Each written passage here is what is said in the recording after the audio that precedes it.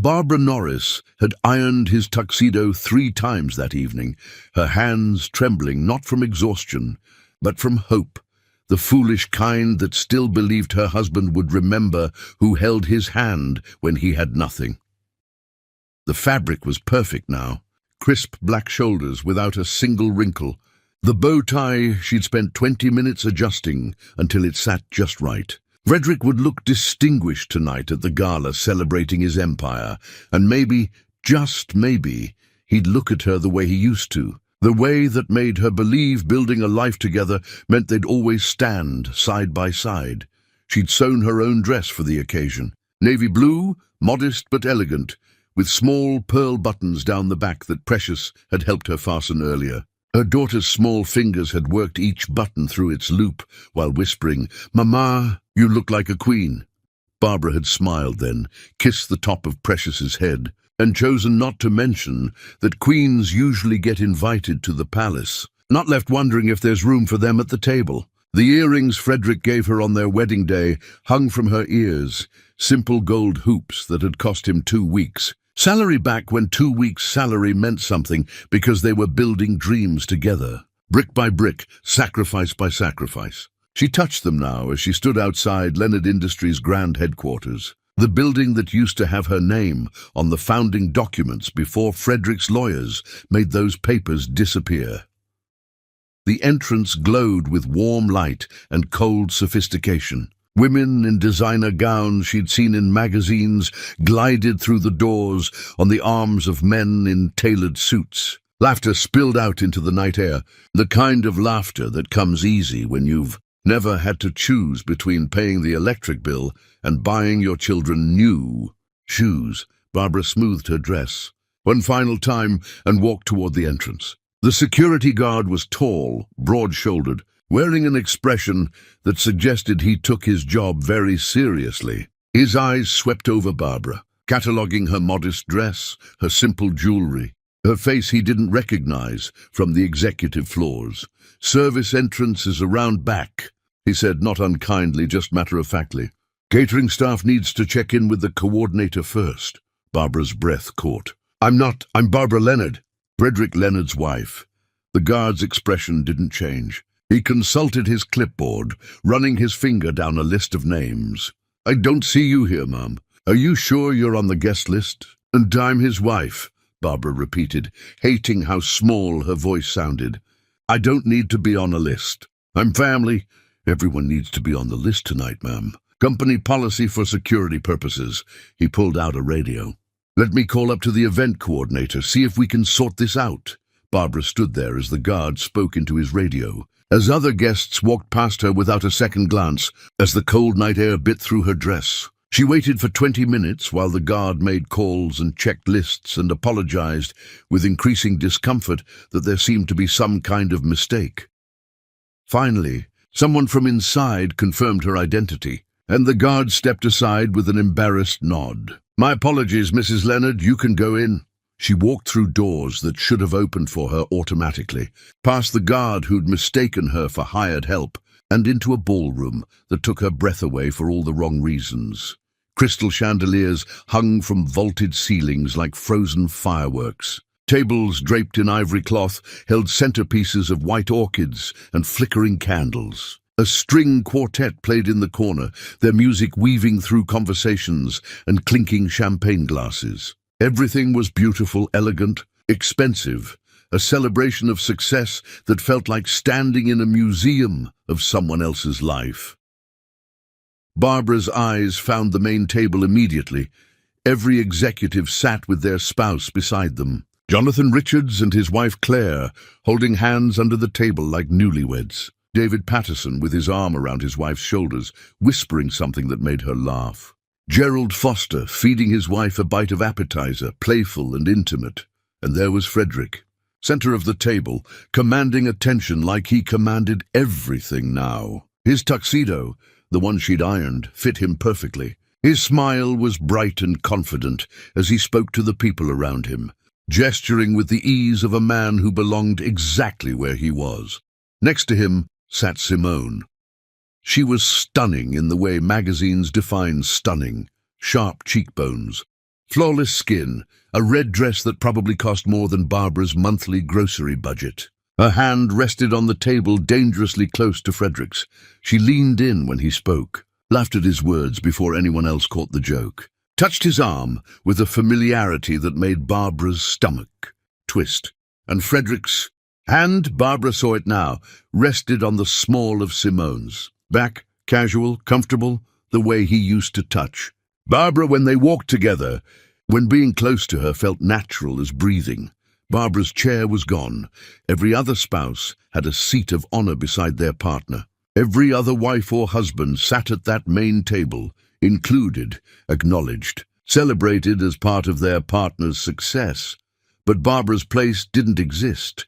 She stood there, navy dress and gold hoops, invisible in a room full of people who'd forgotten she was the reason Frederick Leonard had started with anything at all. She moved through the crowd toward the table, her heart pounding against her ribs like it was trying to escape before the rest of her realized what was happening. Frederick looked up, saw her approaching, and something crossed his face that was worse than anger, worse than annoyance. Embarrassment. He was embarrassed by her presence. Frederick stood quickly, intercepting her before she reached the table. His hand gripped her elbow, not gently, not the way you touch someone you love, but the way you steer something out of place, back to where it belongs. "What are you doing here?" His voice was low, controlled, the kind of quiet that's more violent than shouting. "It's your gala," Barbara whispered. "I wanted to support you. I wanted to support me." Frederick's laugh was cold. "By showing up looking like someone's schoolteacher and making everyone wonder who let you in." The words hit like physical blows. Barbara felt her face flush hot, her throat closing around responses that wouldn't come. Frederick pulled her further from the table into a corner where the music and conversation covered their words. "You wouldn't fit in here anyway, Barbara. These people speak a language you never learned. They understand ambition, success, excellence. What do you understand? Chalk dust and spelling tests?" "I understand loyalty," Barbara said, her voice shaking. "I understand sacrifice. I understand staying up until 3 in the morning, helping you prepare presentations when you were nobody. I understand. You understand nothing about my world now." Frederick's eyes were hard, distant, like he was looking at a stranger who'd wandered into his life by mistake. "You're an anchor, Barbara. You always have been. I just didn't realize how heavy you were until I started trying to rise." He released her elbow and adjusted his tuxedo jacket, smoothing away the wrinkles their confrontation had created. "Go home. This isn't your place anymore." Frederick walked back to the main table without looking back. He slid into his seat beside Simone, who placed her hand on his arm with a concern that looked practiced and said something that made him smile. The smile Barbara used to believe was only for her. Barbara stood in that corner, in her hand-sewn dress, wearing earrings that had meant forever, and watched the man she'd built everything with laugh with a woman young enough to be their daughter. She watched every other couple at that table exist in partnership, while she existed in nothing. The coat-check attendant asked if she needed anything. Barbara shook her head and stayed exactly where she was for 2 more hours. She watched Frederick give a speech about determination, about never giving up on your vision, about surrounding yourself with people who elevate you rather than diminish your potential. The room erupted in applause. Simone stood, clapping enthusiastically, her eyes on Frederick like he'd just announced the cure for mortality. Barbara clapped too, slowly, mechanically, the sound of her palms meeting barely audible over the thunder of validation Frederick received from everyone except the woman who'd validated him first. When the gala ended, when the last guests filtered out laughing and drunk and satisfied with their successful evening, Barbara finally moved. She walked through the emptying ballroom, past the wilting orchids and guttering candles, past the security guard who apologized again for the earlier confusion. She walked 32 blocks home in heels that weren't made for breaking. Each step carved blisters into her feet. Each block stretched longer than the last. The city lights blurred around her. Buildings and street lamps and late-night restaurants full of people whose marriages weren't disintegrating in slow motion. She didn't cry. Crying required energy she didn't have, emotion she couldn't afford to spend. She just walked, heel strike after heel strike, putting distance between herself and the room where she'd been erased. The house was dark when she arrived. Elias and Precious were asleep, spared the knowledge of what their father had become. Barbara closed the door quietly behind her, removed her heels, and stood in the foyer of the home they'd built together. Photographs lined the hallway, wedding pictures where Frederick looked at her like she was the only woman in the world. Baby pictures of Elias, then Precious, with both parents glowing with new parent exhaustion and joy. Family vacations to modest beaches where they'd laughed and played and existed as something whole. Barbara walked to the kitchen and sat at the table in the dark. She didn't turn on lights. She didn't make tea. She just sat there, navy dress rumpled now, gold hoops catching faint moonlight through the window, and understood with crystalline clarity that the man in those photographs had died somewhere along the way to success. And the man who'd replaced him didn't love her anymore, might never have, might have only loved what she could. Give him until he didn't need her giving anymore. Barbara pulled off her earrings and set them on the table. She stared at them, simple gold circles that used to mean promise, and felt something shift inside her chest. Not breaking. Breaking implied violence, sudden rupture, pain that announces itself with volume. This was quieter. This was the sound of roots pulling free from soil. This was the feeling of chains she hadn't realized she wore finally loosening. This was the moment when a woman who'd spent years building someone else's dream realized she'd forgotten how to dream for herself.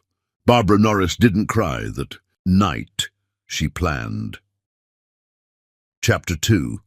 The morning after. Silence. Frederick came home in the early hours before dawn, smelling like expensive whiskey and cheaper perfume. And Barbara was awake, sitting in the dark, waiting not for an apology, but for clarity. She heard his key in the lock, heard him stumble slightly as he entered, heard him curse under his breath when he knocked into the console table in the foyer. The sounds of a man who'd drunk enough to dull his edges, but not enough to forget he had a home to return to. Barbara sat at the kitchen table with papers spread before her, like evidence at a trial. Documents she'd found in Frederick's study while he was at the gala. Papers she'd never been allowed to see. Filed in drawers she'd never been permitted to open. Sealed with passwords she'd cracked using her wedding anniversary, a date he apparently still remembered for security purposes, if nothing else. Transfer agreements. Revised ownership documents. Legal filings that removed her name from properties they'd purchased together, from accounts they'd opened as partners, from the company they'd built with shared sweat and her unacknowledged strategy. Everything systematically erased, her contributions written out of history like she'd never existed. Like the years she'd worked 2 jobs while Frederick got his certifications meant nothing. Like the nights she'd reviewed his proposals and caught his errors, and suggested the angles that won him his first major clients had been fantasies she'd imagined. Frederick appeared in the kitchen doorway, his tuxedo jacket gone, his shirt untucked, his bow tie hanging loose around his neck like a noose he'd slipped. He saw her sitting there, saw the papers. His eyes flickered with something that might have been guilt if guilt lived in him anymore. "You went through my files." Not a question, not an apology, an accusation. "I went through our files," Barbara corrected, her voice steady despite the tremor in her hands. "Or what used to be our files before you decided partnership was a liability." Frederick moved to the refrigerator, pulled out a bottle of water, drank half of it in one long swallow. Buying time, calculating his response like he calculated everything now, measuring risk versus reward, truth versus convenience. "Those are complicated legal documents," he finally said. "You wouldn't understand the necessity. I wouldn't understand." Barbara's laugh was sharp. "I'm a teacher, Frederick, not an idiot. I understand perfectly. You've been removing me from everything we built together, transferring my shares, refinancing properties in only your name, establishing accounts I have no access to. You've been erasing me. I've been protecting my assets. Frederick set the water bottle down harder than necessary. Building something significant requires difficult decisions, choices you can't comprehend because you've never operated at this level. This level. Barbara repeated the words like they were foreign. Ridiculous. You mean the level where you forget your wife exists? Where you leave her standing in a ballroom like unwanted furniture? Where you touch another woman the way you promised to only touch me? Frederick's jaw tightened. Simone is my executive assistant. She's professional, ambitious, necessary for the work I do. If you're threatened by competence, I'm threatened by betrayal. Barbara stood, the papers crackling as she gathered them. I'm threatened by watching the man I married turn into someone who measures people's worth by their usefulness. Tell me, Frederick, when exactly did I stop being useful to you? The question hung between them, heavy and unanswerable. Frederick's face hardened into the expression she'd come to know too well, the one that meant he was done pretending to care about her feelings, done managing her emotions like they were inconvenient obstacles to his peace. You want honesty? His voice dropped to something cruel. Fine, you stopped being useful when you stopped evolving. When you were content teaching other people's children instead of understanding the world I was building. When you chose comfort over growth. You're stagnant, Barbara. You've been stagnant for years, and I've been dragging you along out of obligation. Obligation. The word tasted like poison. Is that what our marriage became? An obligation you're eager to dissolve? Our marriage became a performance, Frederick said, each word precise as surgery. Something I maintained for appearance. But you can't even do that right anymore. You showed up tonight looking like a substitute teacher at a Fortune 500 gala. You embarrassed me. You embarrassed yourself. And you exposed exactly why you don't belong in the life I've created. Barbara absorbed the blows, each sentence landing with the weight of finality. This wasn't anger speaking. This wasn't the temporary cruelty of a man who drunk too much and would apologize in the morning. This was truth he'd been holding back, venom he'd stored up, the real feelings he'd hidden under the performance of marriage. She looked at the man standing in their kitchen, wearing the tuxedo she'd ironed, speaking words designed to wound, and she didn't recognize a single part of him. When did loving you become my biggest mistake? Barbara asked softly. Frederick met her eyes without flinching. The day you thought being my wife made you my equal.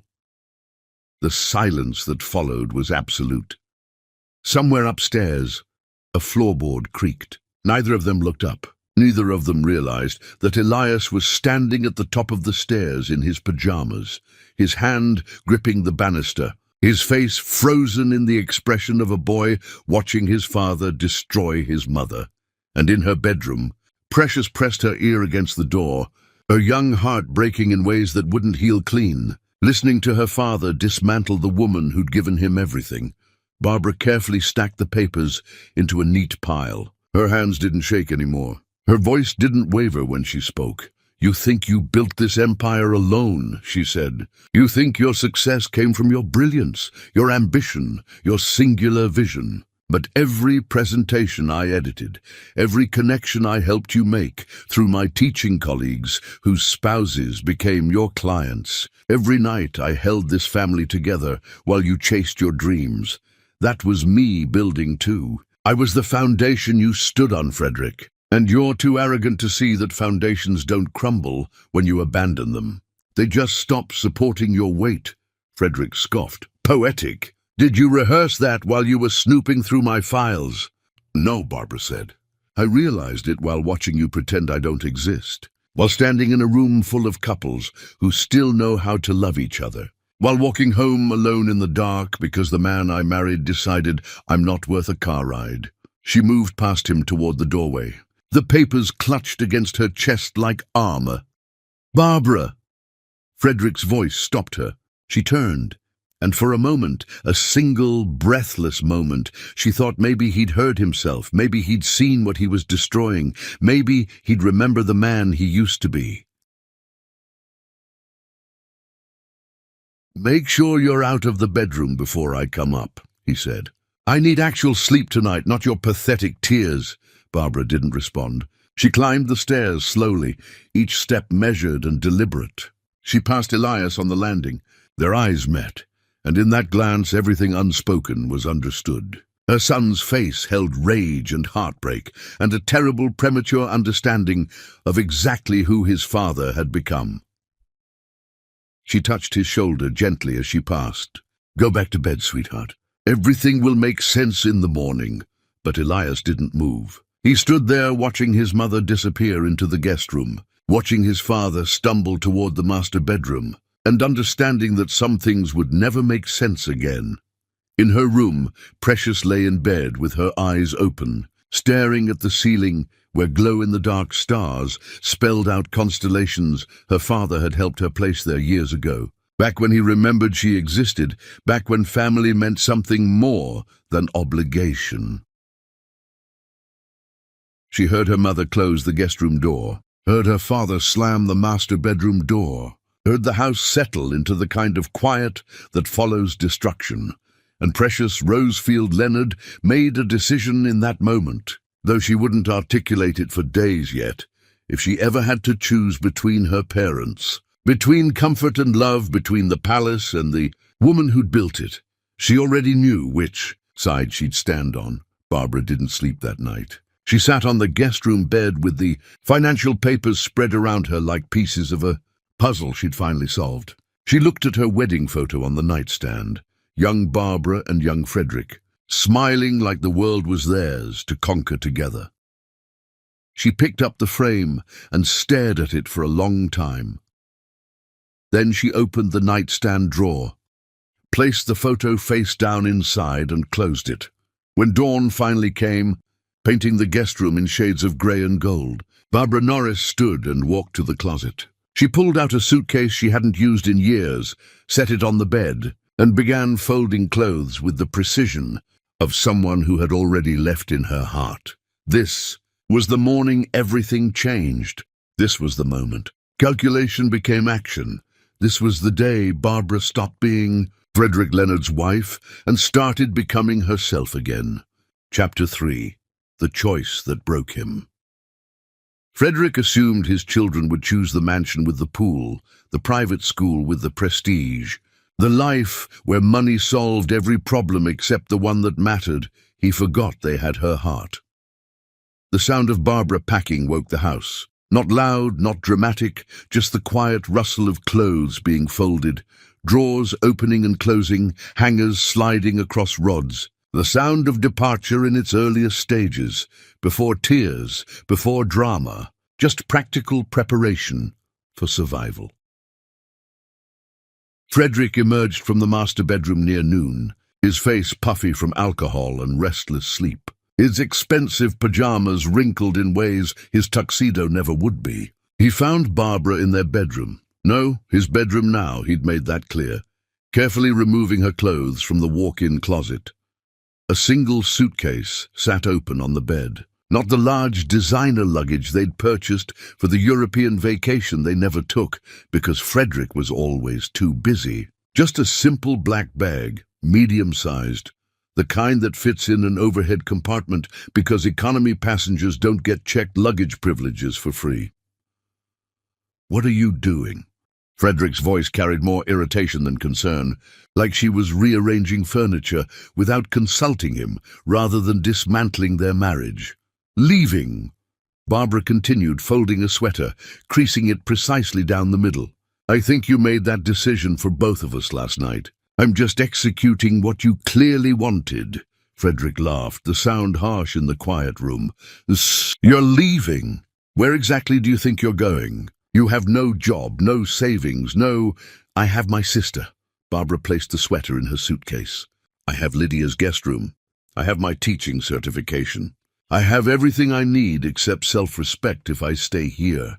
"Fine." Frederick shrugged, the gesture casual, dismissive. "Go, run to your sister. Play the victim. But understand this, Barbara. Elias and Precious stay here." Barbara's hands stilled on a blouse she'd been folding. "Excuse me?" "You heard me." Frederick moved further into the room, his posture straightening into the boardroom stance he used when negotiating deals. The children remain in this house, in their school, in their life. You don't get to disrupt them because you're having some kind of emotional crisis.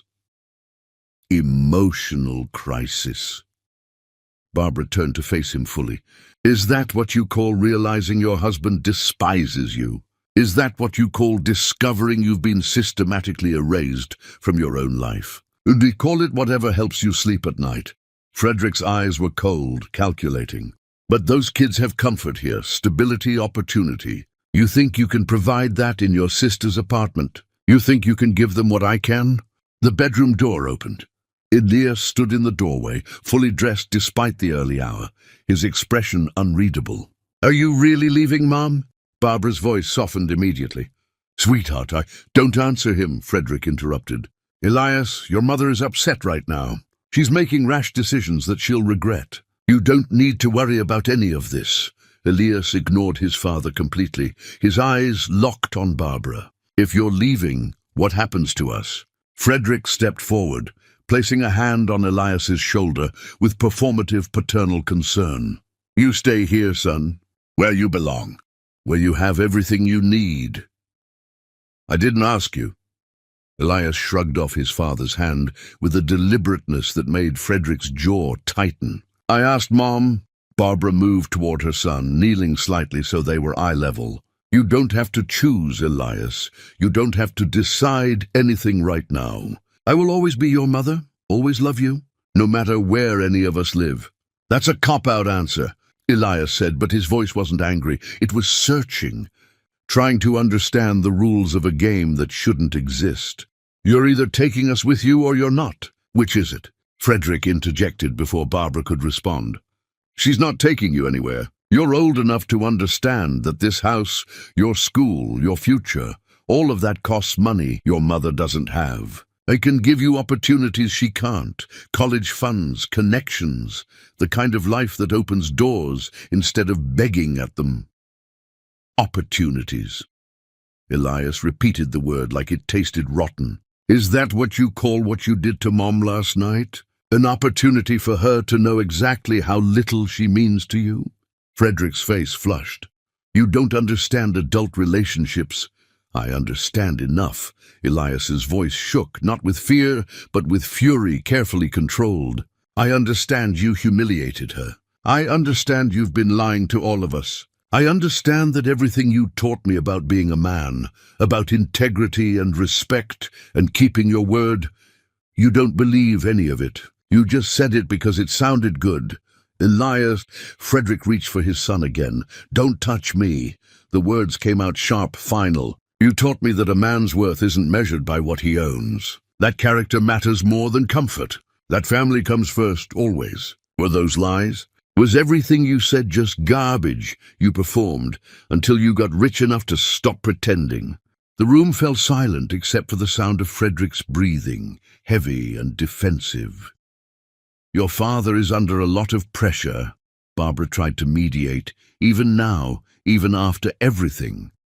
Running everything, managing people, the stress. Stop defending him, Mom. Elias turned to her, his eyes fierce. He doesn't defend you. He doesn't protect you. He threw you away like trash in front of people who probably don't even remember your name. Why are you still making excuses for him? Barbara had no answer. Her son, barely old enough to drive, had just articulated the question she'd avoided for years. The bedroom door opened wider. Precious stood there in her school uniform, her backpack already on her shoulders, her hair in the neat braids Barbara had taught her to do herself. She looked so small in the doorway, so young, but her eyes held something ancient and knowing. Are we leaving, Mama? Her voice was quiet, certain. Like the answer was already decided. Precious, honey, you don't have to, Barbara started. We're not going anywhere. Frederick cut in, his voice hardening. Precious, you love this house. You love your room, your friends, your dance classes. Your mother can't give you any of that. She can't give you anything but struggle. Precious walked into the room, her small feet making almost no sound on the plush carpet Frederick had custom installed last year. She stood between her parents, looking up at her father with eyes that held heartbreak too mature for someone so young. "You didn't come to my last dance recital." "Daddy!" Frederick blinked, caught off guard by the sudden shift. "I had a meeting, sweetheart." I explained. "You didn't come to the one before that either," Precious continued, her voice steady. "Or to my school play, or to parent-teacher conferences. Mama comes to everything. Mama knows my teacher's name. Mama knows what I'm learning, who my friends are, what makes me scared at night. You don't know any of that. You just know that dance classes cost money, and you're the one who pays for them." "Precious, that's not fair." "You said Mama embarrassed you last night," Precious interrupted. "You said she doesn't belong in your world anymore. But Mama is my world. She's the only part of this house that feels like home. Everything else is just stuff. Pretty stuff. Expensive stuff. But stuff doesn't hug you when you have nightmares. Stuff doesn't help you with homework or make you soup when you're sick. Mama does that. You just pay for stuff and think that's the same thing as being a father." Frederick's face had gone pale. "I provide everything for you. Everything you have, everything you are. I'm not here because of what you provide," Precious said. "I'm here because Mama made me feel like I matter. You make me feel like I cost too much." The silence that followed was devastating. Barbara's eyes filled with tears she refused to let fall. Elias looked at his little sister with a mixture of pride and grief. Frederick stood frozen, his carefully constructed arguments disintegrating under the honest assessment of a child who'd seen more than he'd realized. Frederick's voice, when he finally spoke, came out desperate, grasping. "I can buy you a car, Elias, when you turn 17. Any car you want. And Precious, that trip to Europe you wanted? We'll go next summer. We'll tour Paris, London, Rome, whatever you want. You can't buy what you already broke, Daddy." Precious's voice cracked on the word daddy, like even saying it hurt now. Frederick turned to Barbara, his expression shifting to something harder, more vicious. "This is your fault. You turned them against me. You poisoned them." "I didn't have to poison anyone," Barbara said quietly. "You did this yourself. With every missed dinner, every broken promise, every time you chose work over showing up. I didn't turn them against you, Frederick. I just caught them when you let them fall." Elias moved to stand beside his mother. The symbolism wasn't subtle. His choice made physical, his body positioning itself on her side of an invisible line drawn down the center of the room. "I'm going with Mom," he said. "Wherever she goes. Whatever that looks like." Frederick's voice rose, control slipping. "You're a minor. You don't get to make that decision. Legally, I can walk out this door," Elias shot back. "And I will. Every single day.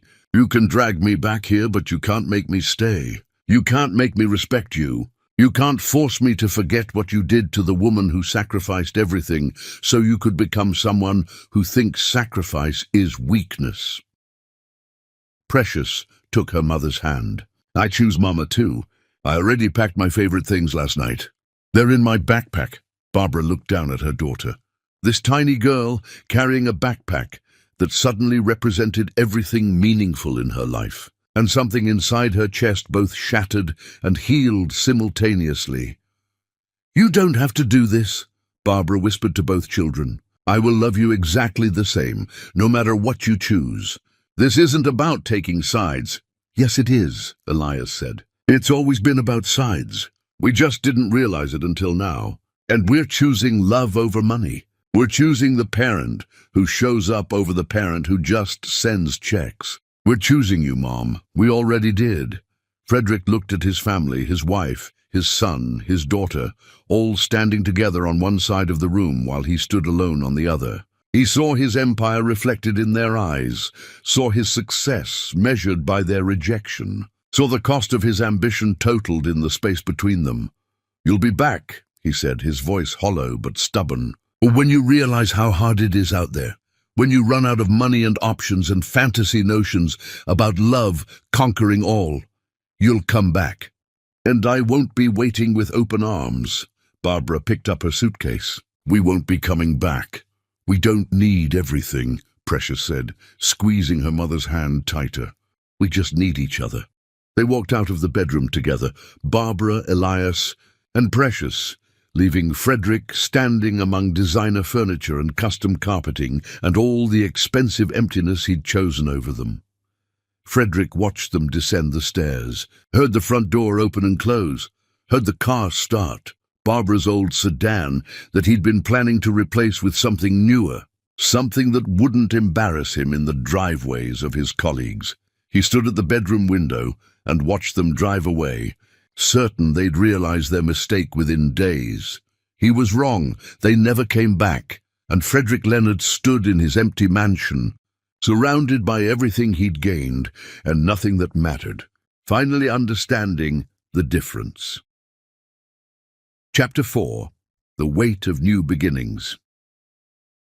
Barbara's sister's apartment was 1,700 square feet smaller than their old house, but for the first time in years, they could breathe without permission. The building stood in a neighborhood Frederick would have called transitional, with the kind of disdain people use when they mean poor but want to sound diplomatic. Lydia lived on the 3rd floor, accessible only by stairs that creaked protest with every step. The hallway smelled like someone's cooking, spices Barbara couldn't name, but that made her stomach growl despite the knot of anxiety living there permanently now. Lydia opened the door before Barbara could knock, like she'd been watching through the peephole waiting for them. She was older than Barbara by 4 years, greyer by circumstance, divorced by choice, and more genuinely happy than anyone Barbara had seen in the circles Frederick travelled. "Get in here," Lydia said, pulling Barbara into a hug that lasted long enough to matter. "Took you long enough to wake up." They entered the apartment in a single-file line that felt like refugees seeking asylum. Elias carried the suitcase. Precious clutched her backpack like it contained crown jewels instead of stuffed animals and sketch pads. Barbara carried nothing but exhaustion and the terrifying freedom of having finally chosen herself.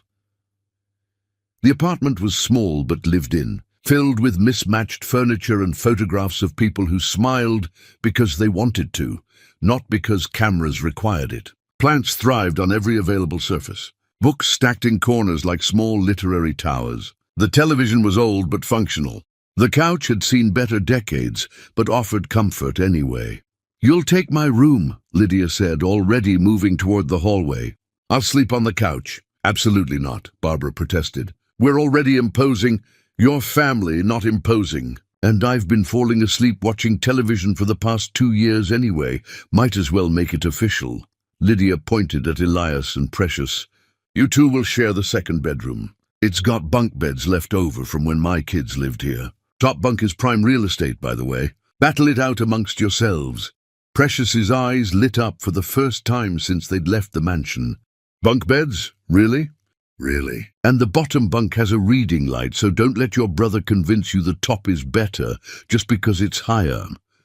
Elias managed a small smile, the first crack in the stoic armor he'd worn since the confrontation with his father.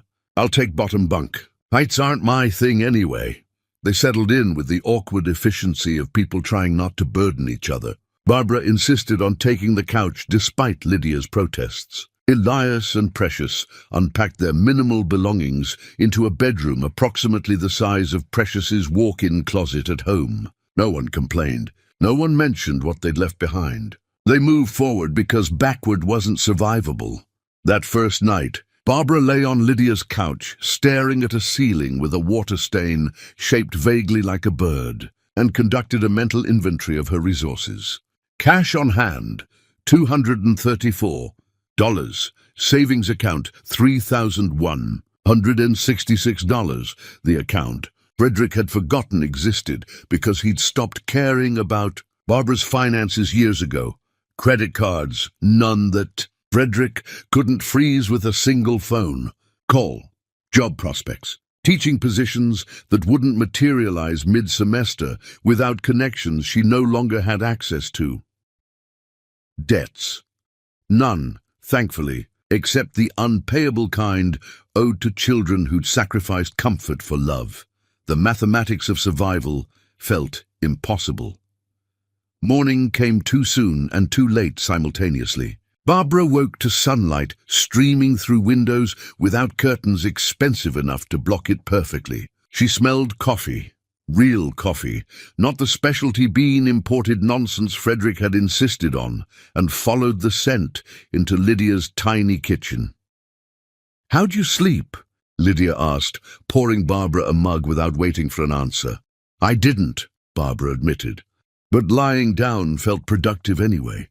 Lydia slid the mug across the small table. "What's your plan?" "That survived today. Reassess tomorrow. Repeat until it feels less terrifying." "Solid plan." Lydia sat across from her. "It can cover rent and groceries for a few weeks while you figure things out.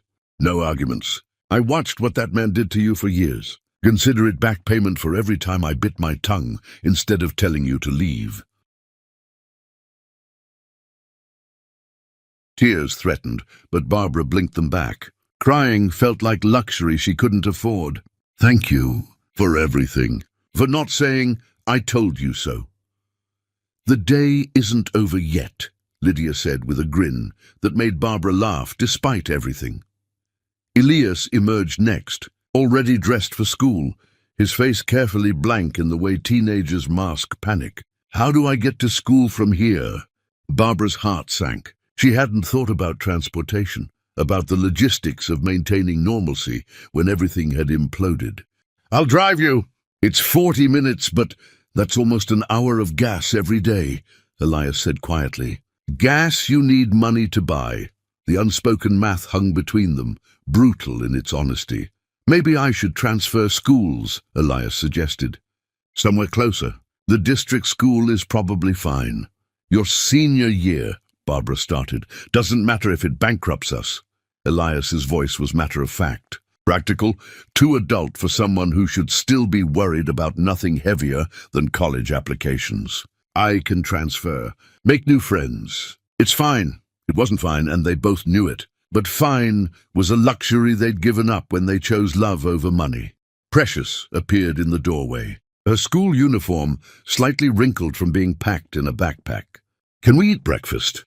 "Of course, baby." Barbara moved toward the kitchen, mind racing through the inventory of Lydia's pantry, the cost of groceries, the mathematics of feeding 2 growing children on a budget that didn't exist. They ate cereal, generic brand, perfectly adequate around Lydia's small table, and Barbara watched her children adapt in real time to a life without abundance. Elias took a normal-sized portion instead of his usual overflowing bowl. Precious didn't complain about the lack of fresh fruit. They existed in the gap between old life and new reality, with a grace that broke Barbara's heart, even as it filled her with pride. After breakfast, Barbara drove the children to school in her old sedan that rattled slightly at high speeds and needed an oil change she couldn't afford yet. The silence in the car was heavy with unspoken questions. How long will this last? Did we make the right choice? Will we be okay? Barbara couldn't answer any of them honestly. She dropped Precious at her school first, watching her daughter walk toward the building with her head high despite wearing yesterday's uniform. Then Elias, who squeezed her shoulder before exiting the car, a gesture of comfort flowing the wrong direction. Child reassuring parent when it should be the other way around. Alone in the car, Barbara sat in the parking lot and allowed herself exactly 3 minutes to panic. 3 minutes to feel the weight of responsibility crushing her chest, to calculate impossible math, to wonder if she'd destroyed her children's lives by prioritizing dignity over stability. 3 minutes. Then she dried her eyes, pulled out of the parking lot, and drove to the community center she'd passed on the way to Lydia's apartment. The building was old but maintained, painted cheerful yellow with a garden out front that someone actually tended. A bulletin board near the entrance displayed flyers for various programs: ESL classes, job training, youth sports, senior activities, and one small notice at the bottom: volunteer tutors needed for after-school program. Contact director inside. Barbara stepped inside. The director was a woman named Constance, who looked tired in the way people who care too much always do. She explained the program in air quotes Barbara could hear. 5 kids whose parents worked late hours. No structure, no curriculum, just a basement room where they waited until pickup.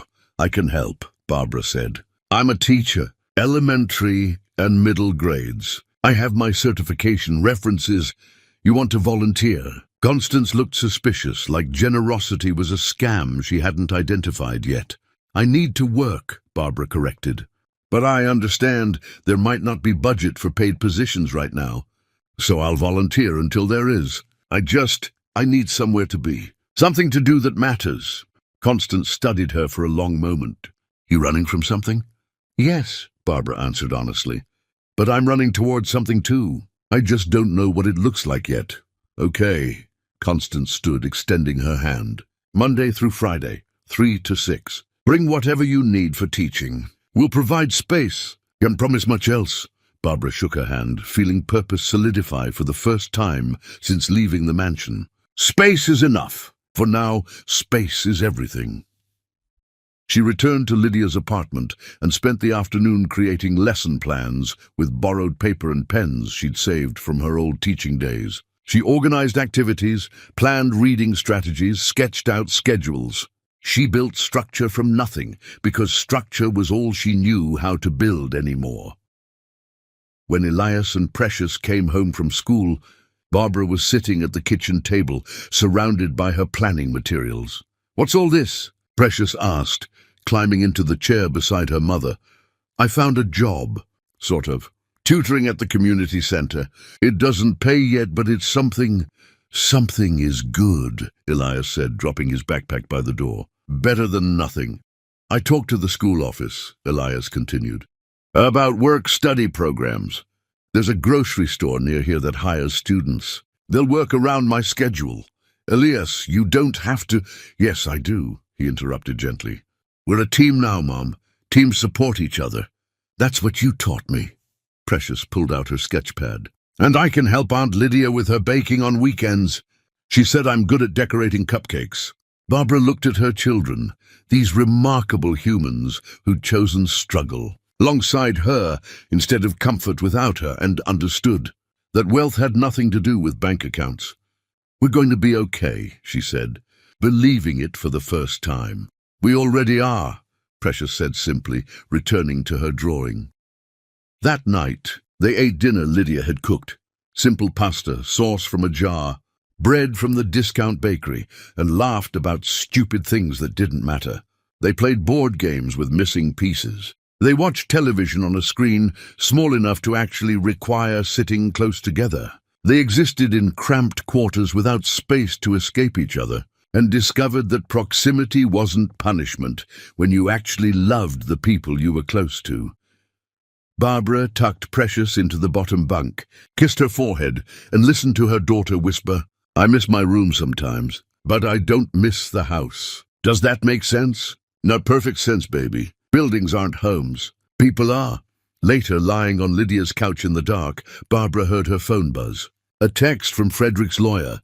Legal papers would arrive soon regarding custody arrangements, asset division, official dissolution of marriage. She deleted it without responding. Tomorrow, she'd worry about lawyers and papers and the brutal formality of ending what was already dead. Tonight, she'd sleep on her sister's couch knowing her children were safe, fed, and learning that love without luxury was still love, maybe even the purest kind. Barbara closed her eyes and dreamed of classrooms filled with children who needed her, of building something from nothing, of foundations that held steady because they were built on purpose instead of pride. Outside, the neighborhood settled into its evening rhythms, and somewhere across town, Frederick sat in his empty mansion, wondering when his family would realize their mistake and come home. They never would. But he wouldn't understand that until much, much later. Chapter 5. Roots Deeper Than Riches. Barbara learned that empire building looks different when you're not trying to conquer. It looks like 8-year-old hands finally learning to read, like mothers crying grateful tears, like building something that can't collapse because it's held up by love. The community center's basement room smelled like old carpet and possibility. 5 children sat on metal folding chairs when Barbara arrived for her first day, their faces carrying the particular exhaustion of kids who've been parked somewhere to wait while adults handle adult things. They ranged in age from 7 to 13, unified only by circumstance. Parents who worked evening shifts, grandparents who couldn't manage the energy, older siblings who'd aged out of caring. These were the leftover children, the ones who fell through gaps in systems designed for families that looked different than theirs. Barbara set down the box of supplies she'd assembled from dollar store finds and library donations: workbooks, pencils, construction paper, crayons that had seen better days but still made color. Small treasures that became significant when you understood their scarcity. "Hi, everyone. I'm Mrs. Norris. I'll be spending afternoons with you from now on." The oldest boy, name tag reading Jerome, slouched deeper in his chair. "Another volunteer who'll quit in a week. Cool." "Maybe," Barbara acknowledged, refusing to promise what she couldn't guarantee. "Or maybe I'll still be here when you graduate high school. Either way, today we're here together. So let's make it count." She started with introductions, learned names and favorite subjects, and the small details that make children feel seen. Jamal loved dinosaurs. Sheila wanted to be a veterinarian but couldn't spell it. Daniel read at a kindergarten level despite being older. Yolanda drew constantly, beautiful sketches that suggested talent without training. And Jerome, the skeptic, loved history, but pretended not to care about anything. Barbara adapted her curriculum instantly, pulling lesson threads from their interests rather than imposing structure they'd resist. She turned Jamal's dinosaur obsession into a paleontology unit. She had Sheila research animal medicine, teaching spelling through passion. She worked with Daniel one-on-one, patient and encouraging, celebrating tiny victories like decoding 3-letter words.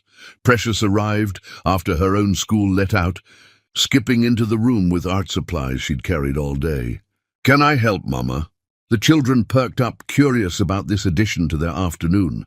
"This is my daughter, Precious. She's going to work with anyone interested in art projects." Precious beamed, already spreading out paper and markers. "Who wants to draw their favorite animal? I'll show you how to add details that make them look real." Yolanda gravitated toward Precious immediately, 2 artists recognizing kinship. Within minutes, they were sketching together. Precious demonstrating shading techniques she'd learned in expensive art classes she'd never mentioned to kids who'd never had them. Elias appeared an hour later, still wearing his grocery store uniform, exhaustion evident but determination stronger. "Sorry I'm late, Mom. Shift ran over." "What do you need?"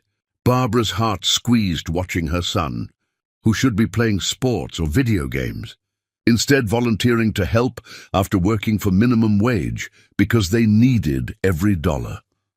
"Jerome's working on a history project about the civil rights movement. You took that unit recently. Think you could help him research?" Elias dropped his backpack and pulled up a chair beside Jerome, who immediately bristled at the intrusion. "I can do it myself." "I know," Elias said easily. "But sometimes having someone to bounce ideas off makes the work better. You pick the topic. I'll just listen and help you find sources. Deal?" Jerome studied Elias suspiciously, looking for the catch, the superiority, the judgment. Finding none, he relaxed incrementally. "Fine, but I'm writing it. I don't need you to do my work." "Wouldn't dream of it." Barbara watched her children integrate seamlessly into this makeshift classroom, watched them give freely of energy they didn't have, watched them understand without being told that teaching isn't about superiority, it's about scaffolding others toward their own potential.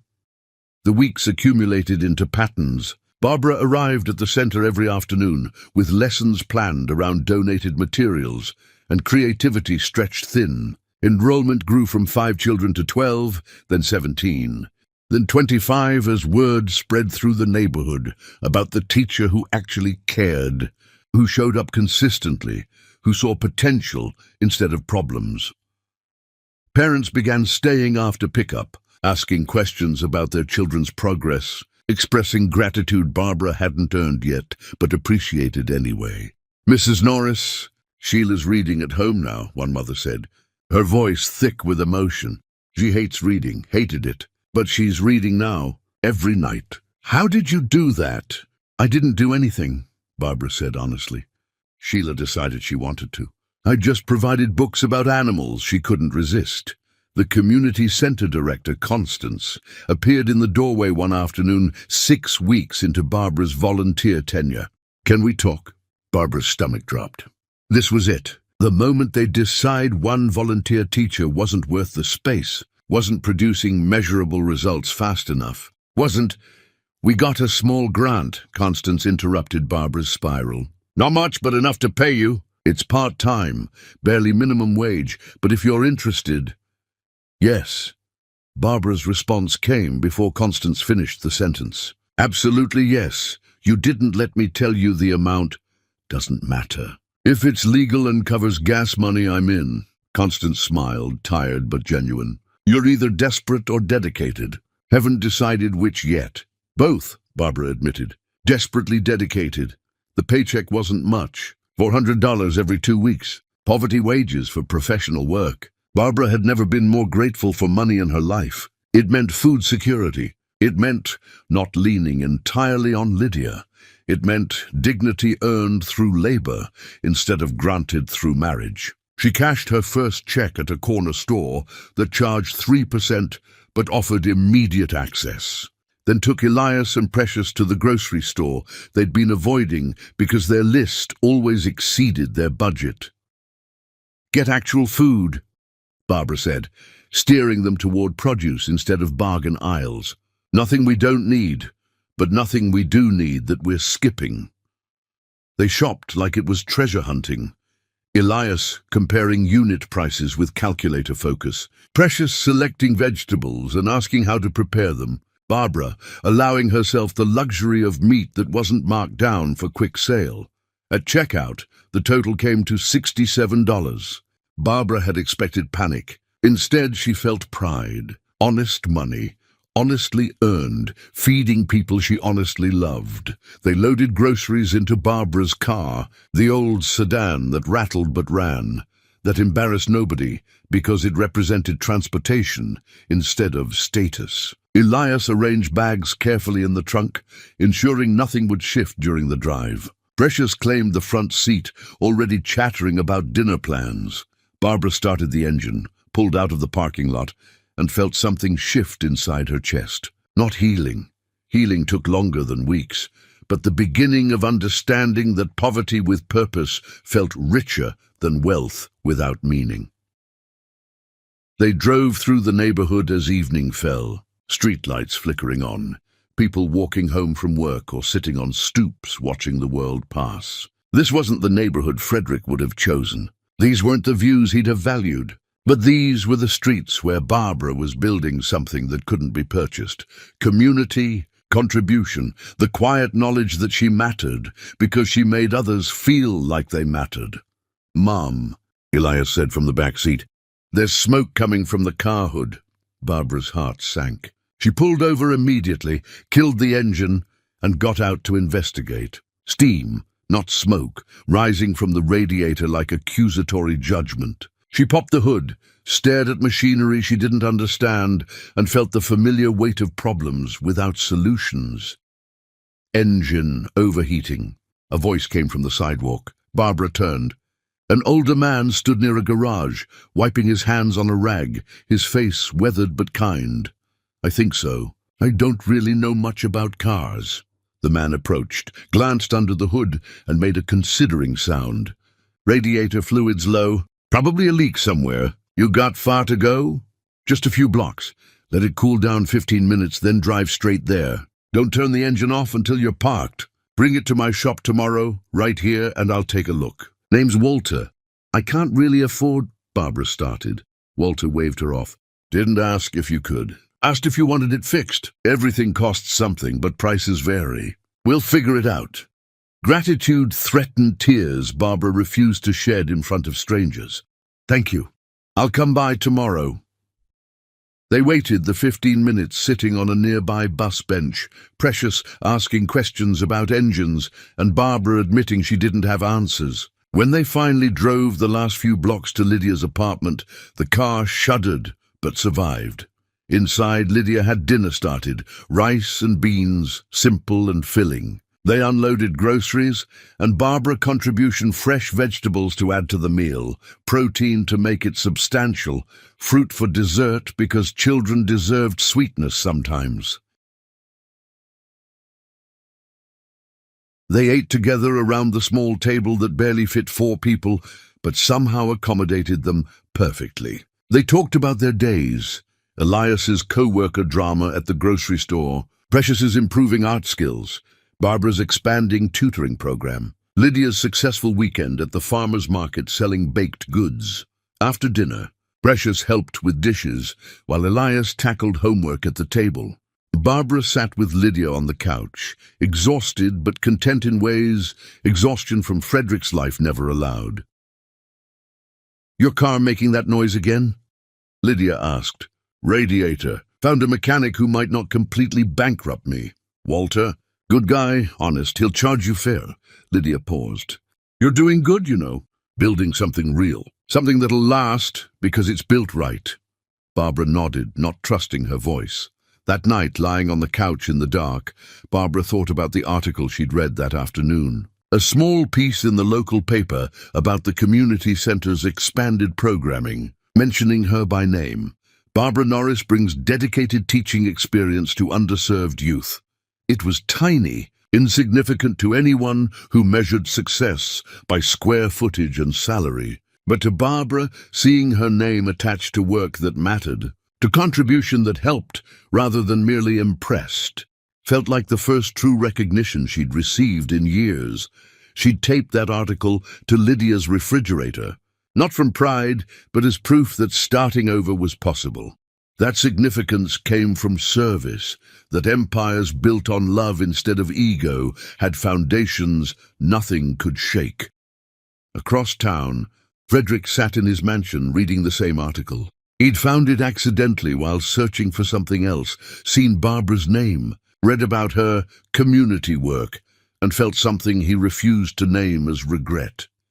He crumpled the paper, threw it toward the recycling bin, missed, left it on the floor, where hired cleaners would find it the next day. He poured whiskey into crystal glasses and told himself his ex-wife's small achievements meant nothing, affected nothing, threatened nothing.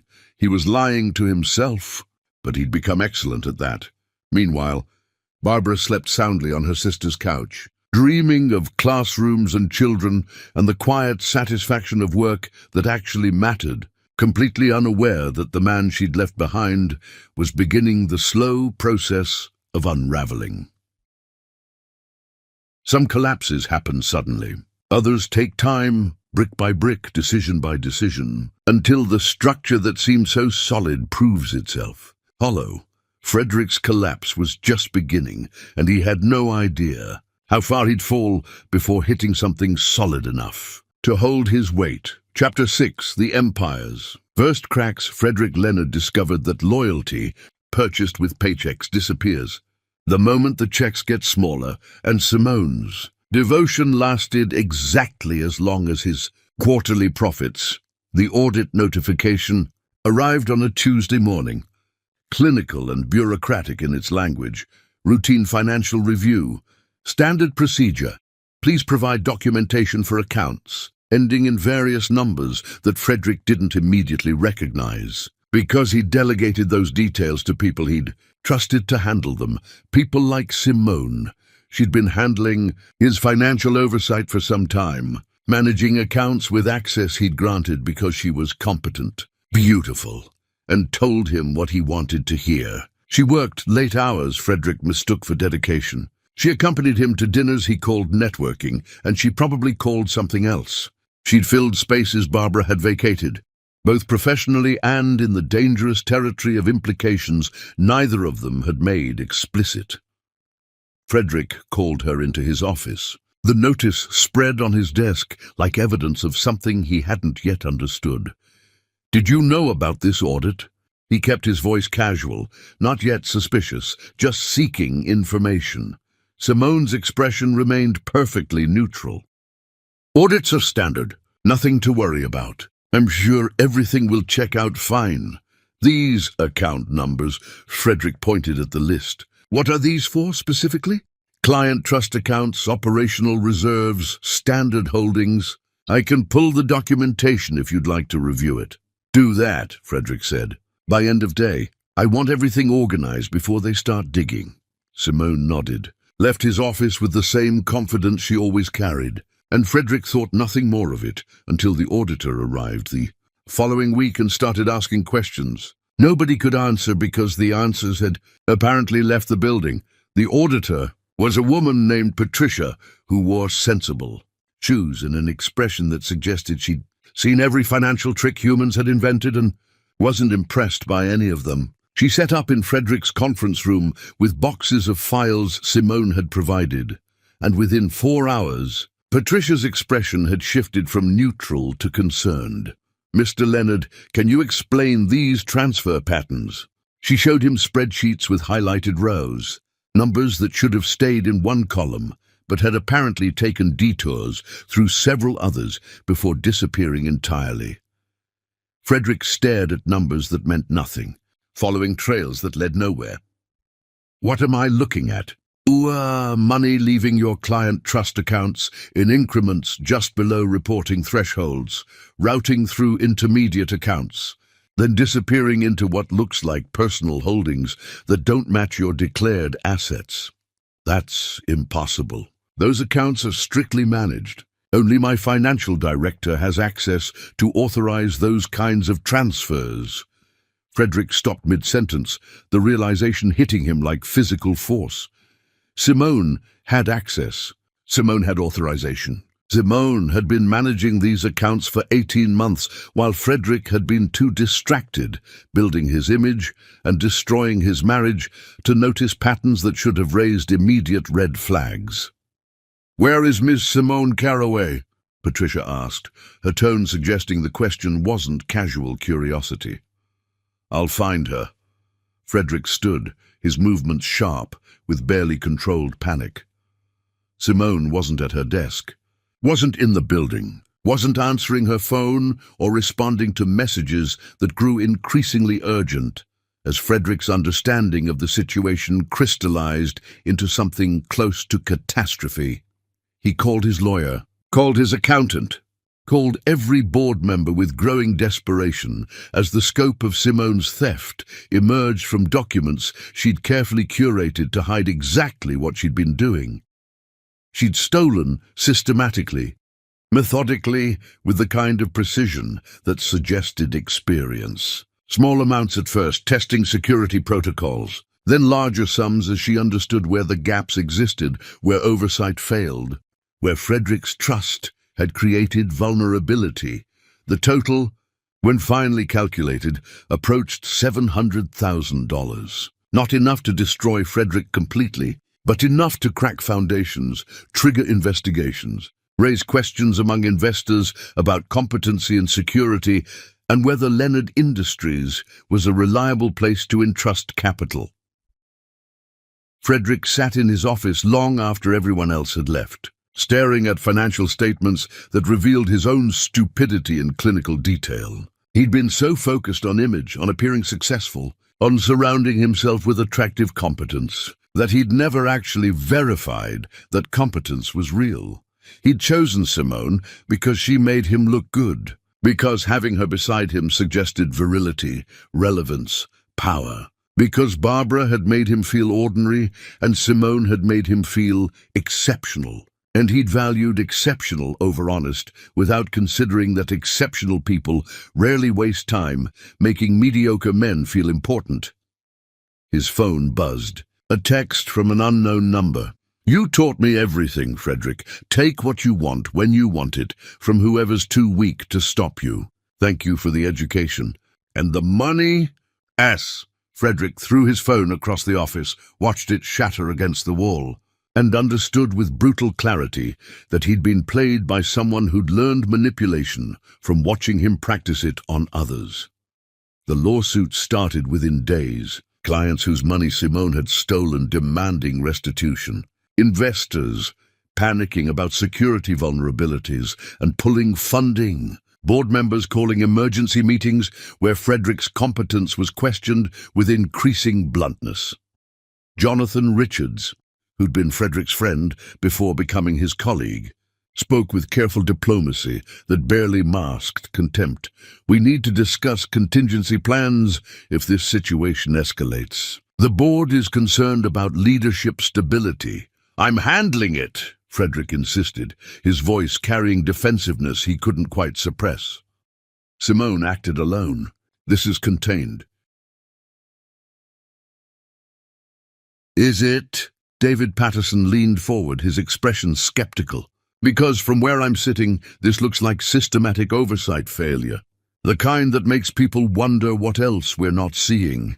The meeting deteriorated from there, polite concerns evolving into pointed criticisms. Frederick's authority eroding in real time as men who'd followed his leadership began questioning whether that leadership had ever been sound. He left the boardroom feeling something he hadn't experienced in years, genuine fear. Not worry about appearance or reputation, but actual fear that everything he'd built might collapse. That the empire he'd sacrificed his family to create was built on foundations as hollow as his relationships. The phone calls from friends, people he'd called friends, stopped coming. Invitations to galas and golf outings dried up. The professional network he'd cultivated revealed itself to be transactional, built on success rather than loyalty. And success in question made him a liability better avoided. Gerald Foster, who'd always laughed loudest at Frederick's jokes, declined dinner plans with an excuse so transparent it barely qualified as polite. Claire Richards stopped returning Barbara's, no, not Barbara's. Those were Frederick's calls now, stopped returning his calls entirely. Frederick discovered that social capital evaporated faster than financial capital, and he was losing both simultaneously. He tried calling Barbara once, late at night, whiskey brave and desperate for the kind of support she used to provide without being asked. His finger hovered over her contact, the one he hadn't deleted, because deleting it would mean admitting she was gone permanently. And after 30 seconds of hovering, he chickened out, set the phone down, and poured another drink instead. She wouldn't help him. Why would she? He'd destroyed her publicly, dismissed her contributions, treated her like an embarrassing relic of a life he'd outgrown. She owed him nothing, and he couldn't bring himself to beg from the woman he'd scorned. Pride, even in collapse, was a stubborn companion. The investigation expanded. Authorities got involved, asked questions Frederick couldn't answer, implied incompetence he couldn't refute. His lawyers worked overtime on damage control, their billable hours adding to mounting financial pressure that grew heavier daily. Frederick's sleep became fractured, broken by anxiety and the particular insomnia that comes from understanding you're drowning without knowing how to swim. He'd wake at 3 in the morning in a cold sweat, mind racing through scenarios of complete financial ruin, professional disgrace, the total collapse of everything he'd sacrificed his family to build. One night, unable to sleep, he drove past the community center where Barbara taught. He didn't plan to, didn't consciously choose the route. But somehow, his car ended up parked across the street, watching lights in basement windows, wondering if she was in there, wondering if she ever thought about him, wondering if she'd heard about his unraveling and felt vindication or indifference or something he couldn't name because emotions had become foreign territory. Child emerged from the center with a woman Frederick didn't recognize. Their faces lit by warm light from inside, their body language speaking of connection and care. The woman hugged the child goodbye, and Frederick felt something twist in his chest, not jealousy exactly, but a recognition of intimacy he'd traded away for cold professional relationships that dissolved under pressure. He drove home to his mansion that felt larger and emptier every day, filled with furniture he'd bought to impress people who'd stopped visiting. decorated with art, selected by designers paid to make him look cultured rather than feel anything. Frederick poured whiskey into glasses expensive enough to be meaningless, sat in his study, surrounded by awards and accolades that suddenly felt hollow, and stared at the one photograph he hadn't removed, his wedding photo, buried under papers on a shelf he rarely accessed. Young Barbara smiled at young Frederick in that picture, both of them glowing with hopes neither had realized would curdle into resentment and regret. He looked at that photo, at the man he'd been before ambition had transformed him into someone capable of cruelty disguised as success, and wondered when exactly he'd decided that becoming impressive mattered more than remaining decent. The answer was obvious, even if he couldn't quite articulate it. The moment he'd realized he could, power hadn't corrupted him suddenly. It had revealed who he was when no one could stop him, when consequences seemed abstract, when the people who loved him could be dismissed because they loved him without conditions he needed to meet. Frederick set the photo face down on his desk, unable to look at it anymore, unable to face the man he'd been or the man he'd become. Outside, the city continued its evening routines, people living lives that didn't revolve around his crisis. And somewhere across town, Barbara was probably reading, Precious a bedtime story, or helping Elias with homework, or existing in the quiet contentment of a life built on love instead of leverage. Frederick drank until the whiskey numbed his thoughts, until sleep became possible, even if rest remained elusive, and understood with devastating clarity that he was facing the consequences of choices he'd made deliberately, enthusiastically, without considering that all bills eventually come due. The empire he'd built was cracking, and he had no idea how to stop the fractures from spreading. But collapse, like growth, follows its own timeline, and Frederick's fall had only just begun. Chapter 7. Parallel Worlds. By the time Rosefield Learning Center celebrated its third anniversary with 180 students, a waiting list, and a city commendation, Frederick Leonard was celebrating nothing. He was drowning in a silence so loud it screamed his failures. Barbara stood in front of Rosefield's renovated building, transformed from abandoned warehouse into functional educational space through grant funding and community belief. The sign above the entrance read, Rosefield Academy, where every child matters. And Barbara felt pride that can't be purchased, only earned through daily dedication. The anniversary celebration filled the space with students, parents, and teachers. Children performed songs from music classes that hadn't existed before. Elias, now confident and honorable, greeted families at the entrance. He'd enrolled in community college, studying education policy, and worked part-time at Rosefield coordinating programs. Precious led tours of the art studio she'd helped design, demonstrating leadership that came from service rather than dominance. Barbara moved through the celebration, accepting congratulations with grace, deflecting praise to her team and community. She'd been featured on local television, interviewed about community-driven education models. A reporter approached. Mrs. Norris, Rosefield has grown exponentially. What do you attribute that success to? We succeed because we show up every day for every child. We've built trust by being trustworthy. Everything else follows from that foundation. The celebration ended with Rosefield's student choir performing, their voices genuine if imperfect, and Barbara understood this was success that actually mattered. Meanwhile, across the city, Frederick packed boxes in a one-bedroom apartment that smelled like someone else's cooking and felt like failure.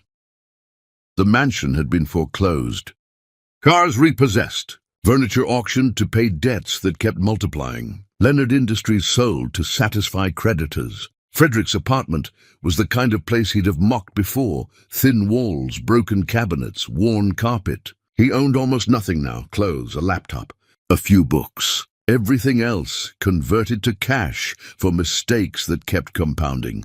He worked in a cubicle at a consulting firm that hired him because they paid poorly enough that desperation outweighed dignity. His boss was younger, smarter, and treated him with courtesy that barely masked contempt. He ate lunch at his desk, discount sandwiches, and walked to work because car ownership was luxury he couldn't afford. His health declined. Blood pressure spiked. Panic attacks ambushed him randomly. Insomnia became constant. Frederick saw a therapist because his doctor insisted. Dr. Rivers listened more than she spoke and refused to let Frederick blame external factors.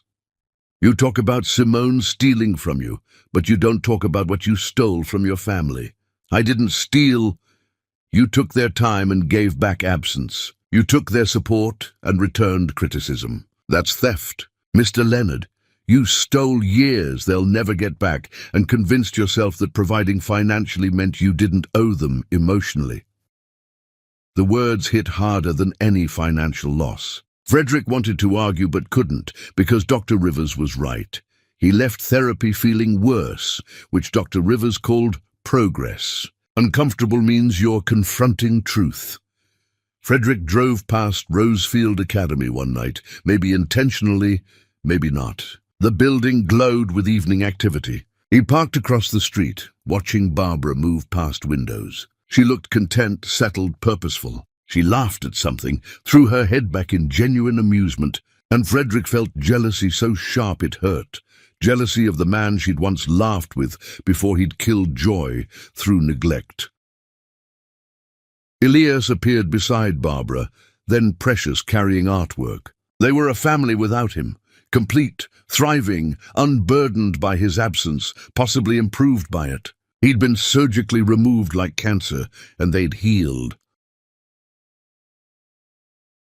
Frederick sat in his used sedan and let himself feel grief. Not for what he'd lost, but for what he'd destroyed deliberately. He cried for the first time since childhood, messy and undignified, stripped of every defense against vulnerability. When tears stopped, he wiped his eyes with his sleeve, no pocket square, just a shirt worn too many times between washings. He drove home, climbed creaking stairs, and stood in his nearly empty living room, understanding this was rock bottom. The only choice left was whether to stay drowning or start learning to swim. Frederick searched for support groups, not networking. Support groups for people rebuilding after collapse, for humans who destroyed their lives and needed community. He found one. Tuesday nights at a church basement. Rebuilding after loss, all welcome, no judgment. Frederick stared at the screen for 20 minutes before marking himself as interested. It wasn't redemption, just acknowledgement that he needed help, that maybe learning to be different required admitting the old person had failed catastrophically. Across town, Barbara tucked Precious into bed, listened to her daughter's day with the openness that comes from feeling safe and loved. She found Elias making tea, a habit inherited from her. "Good day," he asked. "Really good. How's your research paper?" "Almost done. About educational equity. Inspired by Rosefield," Barbara smiled. "I'm proud of you. Not for grades, but for choosing to build instead of take. You taught me that by living it." They sat in comfortable silence. Survivors who'd rebuilt themselves stronger, and Barbara felt gratitude for the life she'd chosen, despite what it cost. She'd learned to live without luxury, without status, without a partner who valued only what she provided, and discovered she could live beautifully, meaningfully, joyfully, not despite loss, but because of it. Some lessons cost everything to learn, but some lessons are worth the price. Chapter 8. The Bottom Has No Doors. Frederick Leonard hit rock bottom and discovered it had no doors. No windows, no exits marked redemption, just mirrors everywhere he looked, reflecting a man he no longer recognized and wasn't sure he could rebuild. The church basement smelled like old coffee and honest desperation. 12 folding chairs in a circle, each occupied by someone who'd learned pride, comes before falls nobody photographs. Men mostly, a few women, all wearing expressions, suggesting they'd rather be anywhere else but had run out of elsewheres. Frederick arrived early. Now took a seat near the back, avoided eye contact with other early arrivals, equally committed to invisibility. An older man entered, weathered but with kind eyes that had seen too much and still chose kindness. "Welcome, everyone. I'm Thomas. I facilitate these meetings, but I'm also just another person trying to figure out how to live with damage I've caused. Let's go around the circle. Share your name, whatever brought you here. No judgment, no advice unless requested." They went around. Richard, whose gambling cost him his family. Maria, who'd prioritized career until she woke up successful and alone. James, whose anger drove everyone away. Each person spoke with raw honesty that made Frederick's chest tight. When the circle reached him, Frederick's mouth went dry. "I'm Frederick. He stalled, pride fighting visibility even here. "Take your time," Thomas said gently. "I destroyed my marriage," Frederick finally said. "My wife was the foundation of everything I built, every success she made possible. And I treated her like she was worthless because I convinced myself success meant I'd outgrown her.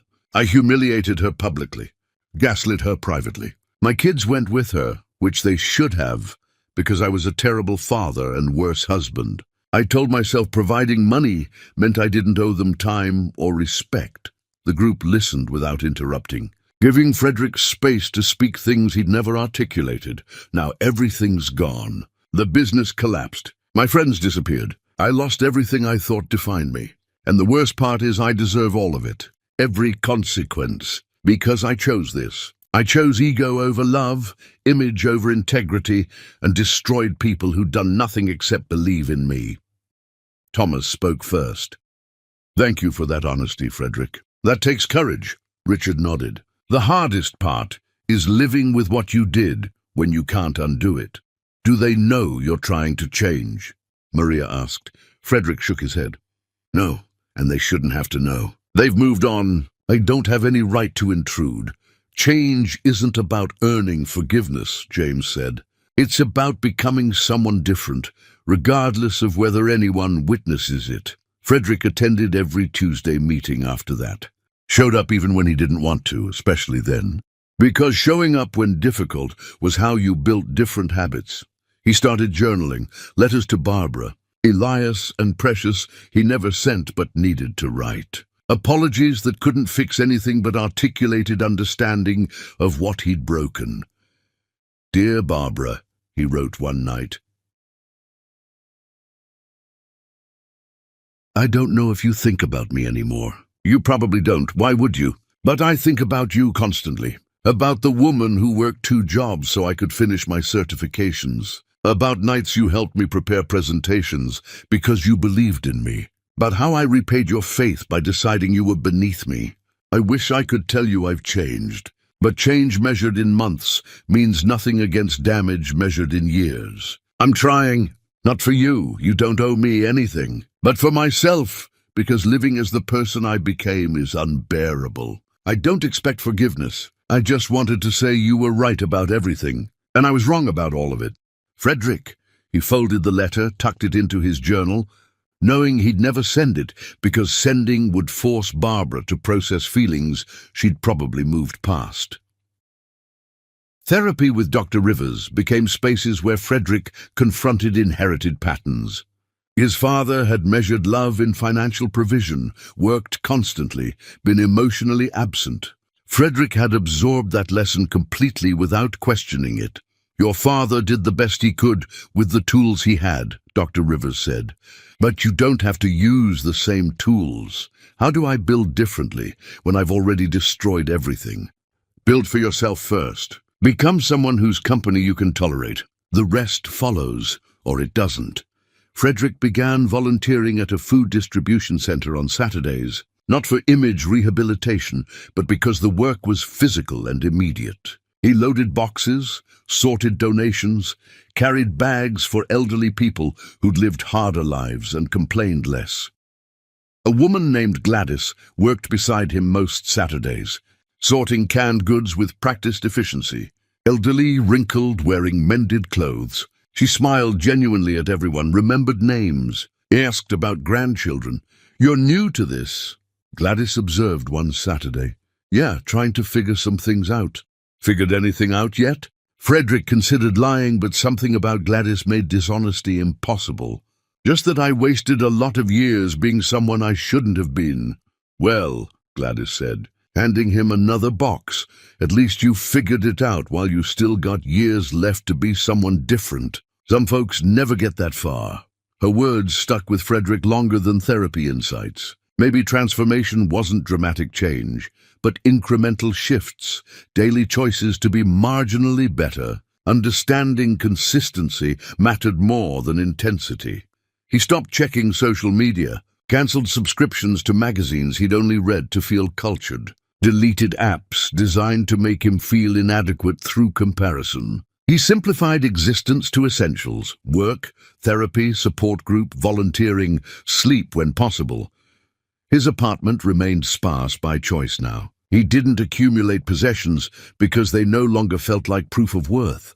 He owned what he needed, and discovered simplicity created space for thoughts instead of distractions. One evening, walking home, Frederick saw a flyer: Rosefield Academy Open House, community welcome. His first instinct was to avoid it. His second was to attend anonymously, observe from distance. His third, informed by months of therapy, was to recognize both impulses as selfishness, one rooted in shame, one in curiosity, neither about respecting boundaries. He didn't go to the open house. Instead, he wrote another unsent letter. "Dear Elias and Precious, I saw there's an open house at your school. I won't attend because my presence would make everything about me instead of you, and I've already made too many things about me. I just wanted to say, though you'll never read this, that I'm proud of you. Not meaningless pride of someone who contributed nothing, but aching pride of someone recognizing the people you've become happened despite my absence. You've become genuinely good people, the kind I pretended to be raising. I hope you're happy. I hope you never doubt your worth the way I made your mother doubt hers. Your father, who's trying to earn the right to call himself that again someday, even if someday never comes." Frederick folded that letter beside all the others. Evidence that he'd felt what he'd refused to feel: remorse, accountability, the terrible weight of understanding exactly what he'd destroyed. Rock bottom wasn't a moment. It was a process that left you with nothing except the choice to stay demolished or start building something different from rubble. Frederick chose building, even though the blueprint was unclear, even though he had no guarantee building would lead anywhere except more honest versions of the same loneliness. But honest loneliness felt more survivable than dishonest connection. So he survived. One Tuesday meeting at a time, one therapy session at a time, one Saturday morning at a time, accumulating days where he didn't actively make things worse, and calling that progress because progress was all he had left to measure. Chapter 9. The Distance That Defines. 18 months after Barbara walked out of his life, Frederick Leonard had rebuilt nothing material, owned nothing impressive, and mattered to no one outside his support group, and for the first time in his entire existence, he understood that anonymity might be the truest measure of freedom. Seasons changed without fanfare in Frederick's small world. He marked time by therapy appointments and support group meetings rather than quarterly reports. He'd become unremarkable, just another middle-aged man riding the bus to a job that paid enough to survive. Anonymous in crowds, forgotten in moments. His consulting firm promoted him slightly, not because he was exceptional, but because he showed up consistently. The raise was modest, enough to afford slightly better groceries and a winter coat that didn't leak cold. Frederick accepted the promotion with quiet gratitude rather than ego. He'd stopped stalking Barbara's world through social media, stopped measuring his worth against her achievements. The discipline required was significant. His fingers still itched to type her name during weak moments. His brain defaulted to wondering what she was doing. But he resisted, understanding that monitoring her life was another variation of control, another way of inserting himself into a story he'd written himself out of deliberately. His support group had become the closest thing Frederick had to community. These broken people meeting weekly, confessing failures and celebrating tiny victories, witnessing each other's attempts at transformation. They understood him in ways his professional network never had. Solidarity in damage created bonds stronger than shared success ever had. Thomas pulled Frederick aside after one meeting. "You've been coming for over a year now. How's the work going?" "Slow," Frederick admitted. "Most days I wake up ashamed of who I was. Some days I'm ashamed of who I still am." "That's called conscience," Thomas said. "Uncomfortable but necessary. The day shame stops motivating change, you've probably stopped trying. Do you think people can actually change? Fundamentally change? Or do we just become better at hiding who we really are?" Thomas considered the question seriously. "I think we're always who we are at our core. But that core can expand to include new ways of being if we're willing to do the work. You're not going to stop being Frederick Leonard, but you can become a version who learned from mistakes instead of repeating them. Whether that constitutes fundamental change, does the distinction matter if the outcome is you're less harmful?" The question lingered with Frederick long after the meeting ended. He volunteered additional hours at the food distribution center. Gladys had become something like a friend, if friendship could exist between two people who only knew each other through Saturday morning service. "You've got somewhere to be for the holidays?" Gladys asked one December morning. "Not really. Just me and a quiet apartment." Gladys studied him. "That's loneliness talking. You know you're welcome to join community dinner at the church. Always room for one more." Frederick felt something tighten in his chest, gratitude mixed with unworthiness. "Thank you. I'll think about it." He didn't attend, choosing solitude over imposing his presence on people whose warmth he didn't deserve. He spent the holiday alone, eating takeout, and allowed himself to feel the full weight of isolation he'd created through choices made deliberately. This was the life he'd built. Not the one he'd intended, but the one his actions had constructed. Owning that without flinching felt like the only honest thing left to do. Frederick saw the announcement by accident, a flyer on the bus advertising Rosefield Academy's Community Appreciation event. The invitation extended to everyone who supported our mission. He wasn't everyone who supported their mission. He was the person who'd tried to destroy the woman who'd created it. He had no business anywhere near that event, no right to occupy space in rooms celebrating achievements he'd actively worked against. Frederick folded the flyer, placed it in his pocket, and spent the next week deliberately not looking at it, not thinking about it, not fantasizing about showing up. He went to therapy instead. "I saw that there's an event at Barbara's school," he told Dr. Rivers. "My first instinct was to find a way to attend without being noticed. Watch my kids, see what Barbara's built. But I realized that showing up, even anonymously, would center me in their story again. They've built something that has nothing to do with me. Inserting myself even as an observer violates that separateness." Dr. Rivers nodded. "That's growth, Frederick. Recognizing that love sometimes looks like absence. That respecting boundaries matters more than satisfying curiosity." "It doesn't feel like growth," Frederick said bitterly. "It feels like punishment, like I'm condemned to wonder about them forever, to care about people who rightfully don't want me caring." "Maybe that's what accountability looks like," Dr. Rivers suggested gently. "Not punishment, but natural consequence. You damage people significantly. They remove themselves. You don't get to decide when or if they return. Your work is becoming someone who wouldn't damage them again if they did, knowing they probably won't."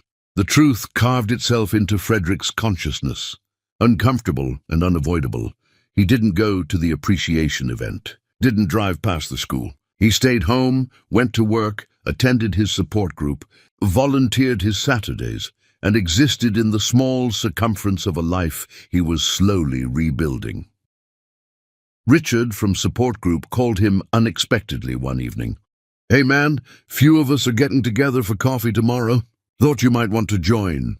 The invitation surprised Frederick, community extending beyond scheduled meetings. "Yeah, I'd like that." They met at a diner that served strong coffee and grandmother recipe pie.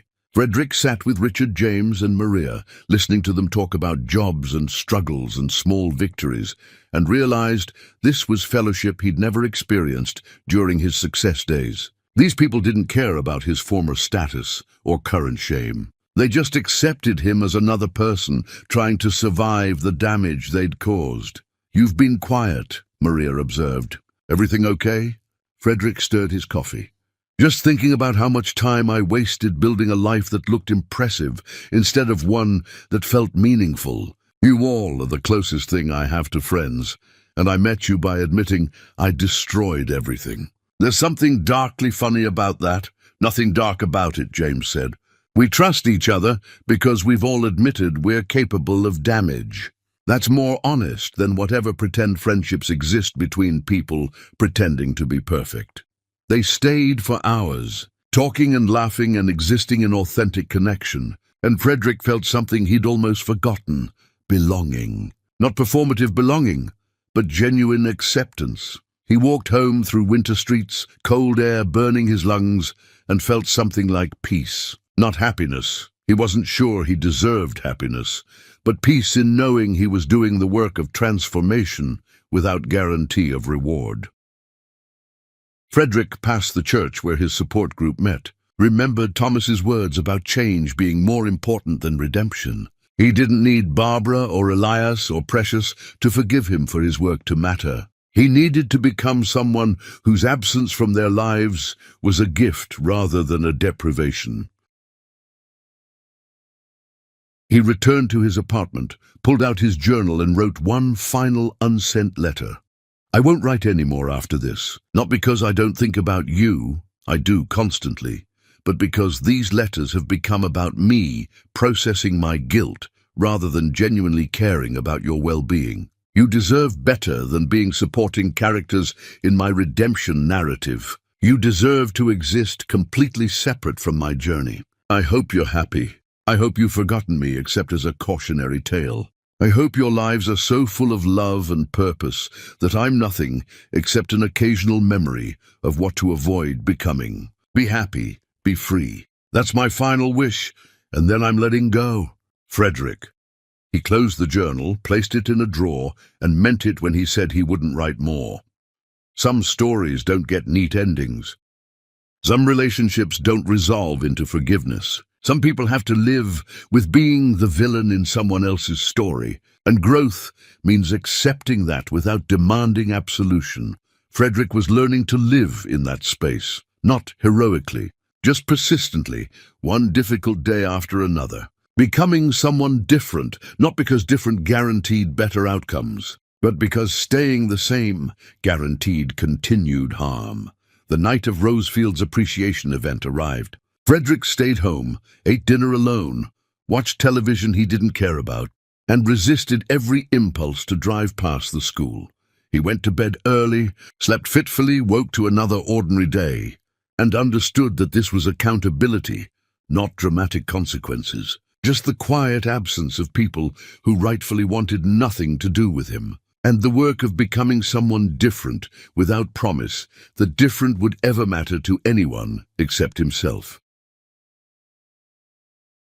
Across town, Barbara stood in Rosefield Academy's main hall, surrounded by community, by students, by tangible evidence of what love built, and she never once thought about the man who tried to convince her she was worthless.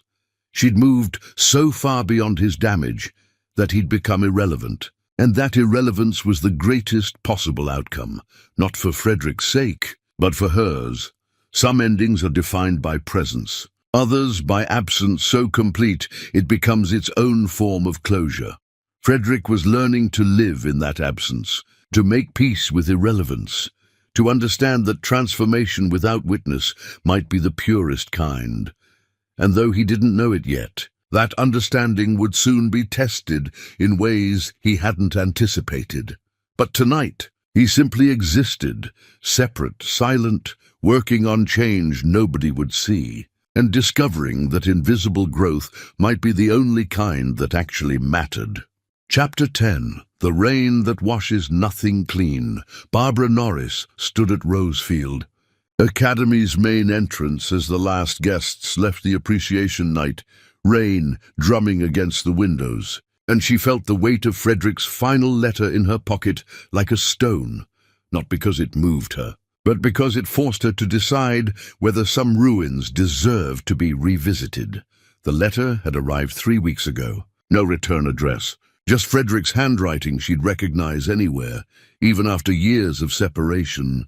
She'd read it once, folded it carefully, and carried it since, not from sentimentality, but from the burden of knowing someone was changing without owing them acknowledgement of that change. "I won't write any more after this," the letter had said, and something about the finality had felt genuine in ways his previous apologies never had. Not asking for forgiveness, not demanding attention, just releasing her from the obligation of caring about his transformation, which paradoxically made her care just slightly, just enough to wonder if people actually changed or just learned better performances. The appreciation event had been beautiful. Students performed music they'd composed themselves. Parents spoke testimonials about children who discovered confidence through education. Teachers shared stories of breakthrough moments when struggling kids suddenly understood they were capable of more than survival. The entire evening proved what Barbara had built through consistency and care, something that couldn't collapse because it wasn't held up by ego, just by daily commitment to showing up for people who needed someone to show up. Elias and Precious helped clean up now, stacking chairs and collecting discarded programs. They moved with practiced efficiency, these remarkable humans who'd chosen love over luxury and built themselves into people Barbara would admire, even if they weren't hers. Elias had been accepted to graduate programs for education policy. Precious had scholarship offers for art and design. They were launching into lives they'd built despite Frederick's absence, not because of any contribution he'd made. Thunder cracked overhead, the kind that shakes buildings and reminds humans they're small. Rain intensified from steady to torrential, turning streets into rivers, creating weather that demanded staying inside until storms passed. Barbara glanced through the window and froze. A figure stood across the street, soaked completely, not seeking shelter, just standing in the downpour, staring at the building. She couldn't make out features through rain and distance, but something about the posture, shoulders hunched not from cold, but from carrying weight, stillness that suggested he'd been there a while, made recognition impossible to avoid. Frederick. Her first instinct was anger. He'd promised in his letter to stay away, to release them from his orbit, and here he was, violating that promise like he'd violated every other. Her second instinct was to ignore him completely, let him stand in the rain until hypothermia made him leave, because she owed him nothing, not acknowledgement, not conversation, not even the dignity of being seen. Her third instinct, quieter but more insistent, was something she couldn't quite name. Not forgiveness, not reconciliation, just the faint echo of the question Dr. Rivers would ask, "What kind of woman do you want to be? The one who turns away from suffering because it's deserved, or the one who witnesses it because that's who she chooses to be?" "Verdi." "Your father is outside," Barbara said quietly to Elias and Precious, her voice cutting through their clean-up rhythm. Both children froze. Precious moved to the window, saw the figure, and her expression hardened immediately. "Why is he here?" "I don't know." Barbara studied her children's faces, reading anger and hurt, and the particular betrayal of someone breaking promises. "You don't owe him anything. Not your time, not your presence, not even acknowledgement. But he's out there in the rain, and I need to decide what kind of person I am." Elias's jaw tightened. "Witnessing doesn't mean welcoming him back." "I know." "If you go out there," Precious added, her voice small and fierce simultaneously, "we're coming with you. We're not letting him hurt you again. Barbara felt her chest constrict with love for these protectors she'd raised, these children who'd become her shield. Then we go together. But we set the terms. We control the boundaries. He doesn't get to dictate anything anymore. They walked out into the rain as a unit, Barbara flanked by Elias and Precious, a family forged through survival presenting a united front. The cold hit immediately, rain soaking through clothes within seconds, but none of them retreated. Frederick saw them coming. He didn't move closer, didn't speak first, just stood there shivering and smaller than Barbara remembered, like collapse had physically diminished him. They stopped 12 feet away, that distance feeling important, necessary. The space that said, "We're listening, but you're not welcome closer." Rain pounded between them, creating sound that made intimacy impossible, which suited everyone perfectly. Barbara spoke first, her voice cutting through the storm. "You sent a letter saying you wouldn't intrude anymore." Frederick nodded, water streaming down his face, impossible to distinguish from tears if tears were present. "I know, I meant it when I wrote it. I wasn't planning to come here." "I didn't," his voice broke. "I just needed to see the building. See what you built. I wasn't going to make contact. I was just going to look and leave. But you stayed," Elias said, his tone accusatory. "You stood here getting soaked instead of respecting the boundaries you claimed to understand." "You're right." Frederick didn't defend himself, didn't argue. "I should have left the moment I saw the lights on. Should have never come at all. I'm sorry. I'll go now." He turned to leave, but Barbara's voice stopped him. "Wait." Frederick turned back, hope flickering across his face before he suppressed it, like hoping for anything from them felt obscene. "I need to understand something," Barbara said. "Are you here because you've changed, or because you need us to validate that you've changed? Because if it's the second thing, you can leave now." Frederick stood silent for a long moment, rain the only sound between them. When he finally spoke, his voice was barely audible over the storm. "I thought I'd changed enough that seeing you happy wouldn't destroy me. I was wrong. Watching through that window, seeing you all together, successful, thriving without me, it didn't make me feel proud. It made me realize how much I needed you just to stand at all. How without you I was hollow, am hollow. I'm not here because I've changed, Barbara. I'm here because I finally understand what I destroyed, and that understanding is unbearable." "That's called consequence," Barbara said, her voice hard but not cruel. "You built your palace on pride, Frederick. I built my world on love, and love never abandoned me even when you did. Especially when you did." Precious stepped forward slightly, rain plastering her hair to her face, her eyes holding wisdom beyond her years. "Daddy, we don't forget what you did. Every day we carry the memory of you telling Mama she wasn't good enough, of you choosing everything except us. But Mama taught us that people can grow if they choose to hurt less and love more. So I'll ask you directly, have you chosen that? Or are you just sad about losing things you took for granted?" The question hung in the rain-soaked air, brutal in its honesty. Frederick looked at his daughter, this child he'd tried to bribe with European vacations, who'd chosen her mother over his money, and his face crumpled with genuine anguish. "I don't know if I've changed enough to matter. I know I'm different than I was. I know I see what I did clearly now.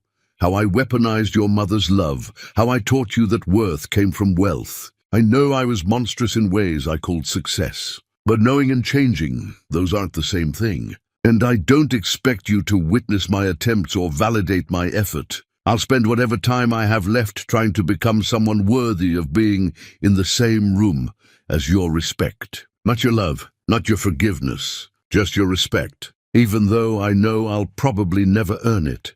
Elias spoke then, his voice colder than Precious's. "You don't get to decide when you've earned it. We do. And right now, standing in the rain making dramatic speeches that feels performative. Dad, like you're trying to emotional leverage us into saying you're forgiven so you can stop feeling guilty." "You're right," Frederick said immediately. "You're absolutely right. This is selfish. My presence here is selfish. Everything I do is still somehow about me, even when I'm trying to make it about you. I don't know how to be better than that yet. I'm trying and failing. And I'm sorry for failing in front of you again." Thunder crashed overhead, lightning illuminating their faces in stark white flashes that made the moment feel biblical, consequential, like nature itself was bearing witness. Barbara felt something shift inside her, not forgiveness, but the faint possibility of something adjacent to it. Not reconciliation, but the recognition that this broken man in the rain was genuinely trying, even if trying poorly, and that witnessing his effort didn't obligate her to anything except choosing what kind of person she wanted to be. "This isn't reconciliation," Barbara said finally, her voice carrying over the storm. "This isn't even the beginning of one. This is me choosing to witness that you're trying without owing you access to what we've built. You're allowed to watch from a distance, Frederick, to know we're doing well, to understand that we survived your damage and became stronger because of it. But you're not entitled to proximity. You're not owed our time or emotional energy. We've moved beyond you so completely that you're not even a wound anymore, just a scar we forget about until weather makes it ache." Frederick nodded, water and what might have been tears mixing on his face. "I understand." "Do you?" Elias challenged. "Because understanding means accepting that maybe we never want more than this. Maybe this moment in the rain is all you get. No coffee dates in a few years. No gradual rebuilding. Just us acknowledging you exist and then walking away. Can you accept that?" "I have to," Frederick whispered. "Because the alternative is demanding things from you that you don't owe me. And I'm trying very hard not to be that person anymore." Precious surprised everyone by stepping forward, closing half the distance between them. "Maybe in a long time, if you keep showing up for yourself the way you should have shown up for us, maybe we can be civil, distant but not hostile. That's the most I can imagine right now, and even that feels generous." It wasn't forgiveness. It wasn't hope. It was the thinnest acknowledgement that transformation was possible without being guaranteed, and that possibility didn't require her participation. Barbara turned to leave, then stopped. She reached into her pocket, pulled out Frederick's letter, and held it out toward him. "You said you wouldn't write anymore. Keep that promise. We don't need updates on your progress. We don't need to be characters in your redemption story. You're welcome to become better, Frederick, but we're not your teachers anymore. That work is yours alone." Frederick didn't take the letter. "Keep it, destroy it, whatever you need. I meant every word, including the part about letting you go completely." Barbara nodded once, pocketed the letter again, and turned toward Rosefield's entrance. Elias and Precious followed immediately, forming their protective unit again. Leaving Frederick standing alone in the rain, they walked back into warmth and light, back into the world they'd built without him, and the door closed softly behind them, not with the slam of anger, but the quiet certainty of boundaries held. Frederick stood in the rain until he couldn't feel his fingers, until hypothermia threatened, until staying longer would be self-harm disguised as penance. Then he walked to the bus stop, rode home to his small apartment, and understood that this was the rest of his life, loving people from distance, respecting boundaries he'd destroyed, carrying damage he'd caused without demanding those he'd damaged help him carry it. He would spend years proving he meant his words, never knowing if those years would matter. And perhaps that uncertainty was the point. Transformation without guarantee, growth without witness, becoming different, not because someone was watching, but because staying the same felt like choosing death. Barbara didn't watch him leave. She was already helping Elias and Precious finish cleanup, discussing breakfast plans, laughing about something small and meaningless, existing as a family, not defined by what they'd survived, but by what they'd chosen to build after survival. The rain washed the streets clean that night, but some stains run deeper than water reaches. And perhaps that's the truest ending, not redemption, not reunion, just the quiet dignity of people learning to carry their damage without letting it carry them, choosing who they become despite who they were, and understanding that some distances never close because closing them would require sacrificing boundaries that keep us whole. Barbara locked. Rosefield's doors that night and drove her children home through rain that eventually stopped, through streets that eventually dried into a future that belonged entirely to them, unburdened by ghosts, unencumbered by men who'd forgotten that love was verb before it was noun. Free in ways freedom only exists when you've survived losing everything and discovered you still have yourself. And that, Barbara understood as she tucked Precious into bed and hugged Elias goodnight and lay down in her own room in the house she'd earned, was the greatest success possible, not building an empire, but building a life where love was action, where showing up mattered more than impressing, where the people you loved knew they mattered, not because you said it, but because you proved it daily through choices that prioritized their dignity over your comfort. Frederick. Leonard learned that lesson too late to matter to the people he'd hurt. But he learned it, and whether that learning mattered to anyone except himself would remain uncertain for the rest of his life. Some questions don't get answered. Some endings don't resolve. Some people have to live in the space between knowing better and being better, and growth means accepting that discomfort as permanent residence. The rain stopped. The night ended, and two separate worlds continued parallel, one built on love that lasted, one built on lessons learned too late, never intersecting again, never needing to, both existing as proof that who we become is always a choice, even when that choice comes after we've destroyed everything we should have cherished.